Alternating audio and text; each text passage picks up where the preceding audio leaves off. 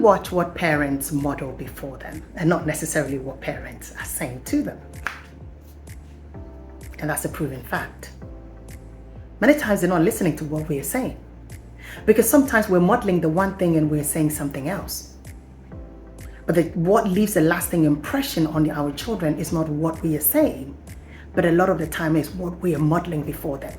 How we are handling fear, how we are handling rejection, how are we handling money, how are we handling our business, how are we handling family affairs, how are we handling challenges, how are we handling family life, how are we handling our work life, our work ethics. Those are the things that leaves a lasting impression on children, and not necessarily because of what we are saying to them. But here, this is what I'm bringing myself to this point. That is exactly what we have and we have become, because it's not what our parents were saying to us, but what our parents modeled before us are the very things that we are also manifesting. Those are the very things. How our parents handled failure and how our parents dealt with rejection and how our parents dealt with business. Those are the things that were modeled for us as grown-ups. And that's exactly what we are modeling for our children. And so we are the way we are because of what was modeled for us. And I just want to speak to someone where things were modeled for you the wrong way. Because certainly I was in that place where things were modeled for me differently. And I was just towing the line with how things were modeled for me and how things were expressed for me and how I saw my parents do certain stuff, because that was the biggest example of my life. Until I got to the stage where I went, hang on. Actually, if I take a seat back and sit down and watch what was modeled before me, the blueprint was not a great blueprint. And so I have to change that blueprint. And I have to make sure that I'm changing that blueprint because my children are also watching.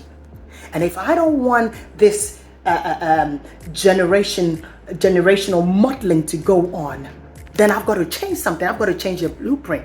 And so I had to be transformed. I had to transform my mindset. I had to transform everything that I know. I had to question the things that was modeled before me. And I had to look at what was God's blueprint for me, intention. What was his intention for me? I'm not an accident. I'm not here by mistake. I'm not here necessarily to complete what my family started or what my parents modeled for me. But there were some good points that I was taking out of that. But then I had to change quite a lot of stuff.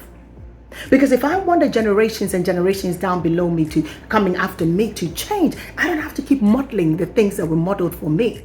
That was not right. So I want to encourage someone, look at the blueprint that you're working off.